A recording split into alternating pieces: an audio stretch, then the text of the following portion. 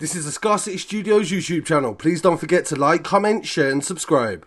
I really appreciate you joining me today, and we've got some news coming from the West Midlands. Don't forget to send your stories to scarcitystudios@gmail.com and contact us on Instagram, Telegram and Twitter if you see a scene anywhere in the West Midlands. I'll always try to attend. This is about a shooting that took place in Dudley. A firearm was shot at an address on Priory Road at midnight on the 2nd of the 7th, 2025. 2 shots were fired at the address and a female was hit by one of the shots. She was taken to hospital with serious injuries, where she remains. We understand the concern in the community, the police said, and an increased police patrol was in the local area. When I attended the scene, there was a large police cordon in place and police were inside the property, and you could see bullet holes inside the window of the property. The local area had a lot of disruption, with a lot of traffic being diverted down different roads, and this was not far from the Dudley College and also schools that surround it in the local area too. It happened in the middle of the night, as the police stated, but at the same time, but at any other time of the day, it would have been a very busy area. So from what I've gathered so far,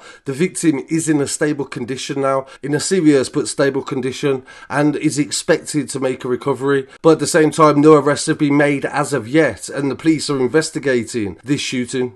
Staying in the Dudley area, where today a gang has been jailed for a combined total of 60 years after a series of armed robberies, car thefts and burglaries at pubs, supermarkets and also off licences. This started on the 9th of August 2021, and they committed a string of robberies in Dudley, stealing thousands of pounds in cash, alcohol and cigarettes. They also stole a total of 20 vehicles from residential and commercial premises in the West Midlands and Staffordshire areas. Some of these vehicles were used during the armed robberies. On the 9th of August 2021, 3 armed men threatened staff at a pub on Gospel End Road in Sedgley. The men demanded cash to be emptied into a bag for them. Similar offences were then committed in Dudley, Wombourne, Stourbridge, Gornal, Wordsley, Rowley Regis and Bilston. In total, 11 violent armed robberies were committed, and the gang wore balaclavas and threatened staff with weapons that included machetes, knives and an axe. On the 14th of February 2022, armed robberies took place at a post office in Lower Gornal and a store in Brierley Hill. Officers responded and arrested Stephen Hall and Jason Hall.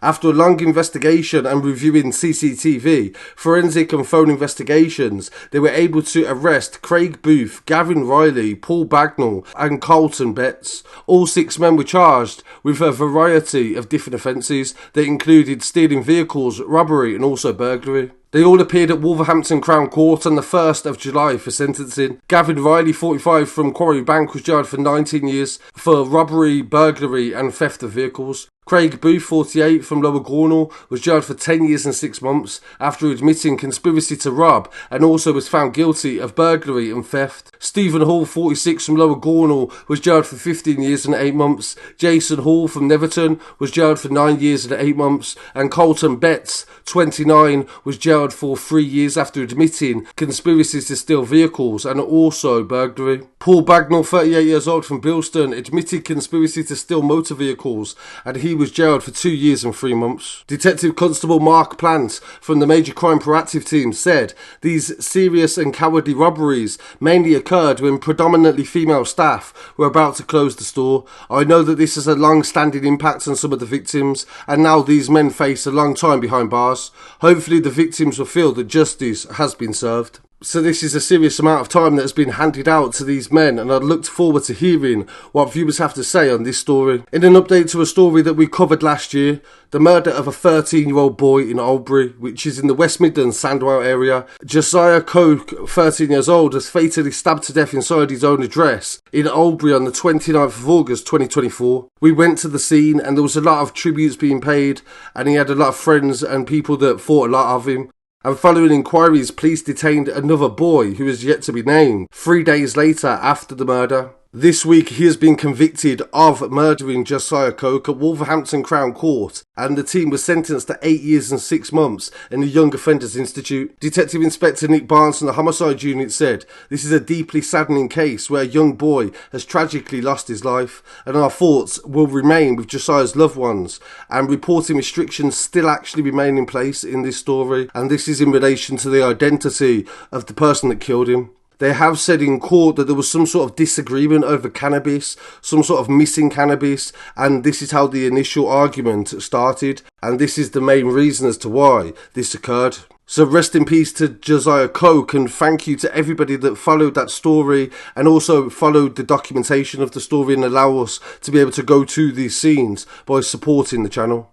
And in this final story of this episode, I want to pay respects to Robert Butler. This is a man that died inside a jail last week in Fosse Jail, Leicester. He was from the Hackney area and he was moved into this prison, and at the time of his death he was in solitary confinement. I've been able to speak to his family, cousins and also his partner at the time, and they have explained to me what they went through in order to try to contact the prison service to warn them that they thought that he was not in good health. He'd previously had operations in relation to stomach complaints and problems that had occurred in a previous jail, and during the time that he was in solitary, it is reported that he rang the bell multiple times complaining about his stomach, and nobody attended. In fact, it's suggested that they turned off his alarm, and this is something that I've seen a lot of prisoners report and say that has occurred many times in Fosse Jail, which is one of the most expensive jails in the country. They spent millions of pounds on this prison, and it's also got high security, but the amount of deaths that have occurred in a short space of time in this prison is really shocking. I covered a murder last year, a lot of you may remember because I did the update only a couple of weeks ago in relation to the conviction, but there has been a lot of other deaths that are not necessarily murders, but there may be negligence, and Robert Butler was a very loved person. He had so many people paying respects to him and so many friends from his time in the system. He only had 5 months of this current sentence left. Then he had another sentence to do, which was only about a year. He didn't have an incredibly long amount of time to go. Did the staff do everything they could to make sure that he was safe? So please pay respects to Robert Butler in the comments, and I'm definitely going to update this story as soon as possible. Please don't forget to like, comment, share and subscribe, and follow on social media as well at Scarcity Studios on Instagram, TikTok, Twitter and Telegram. Peace.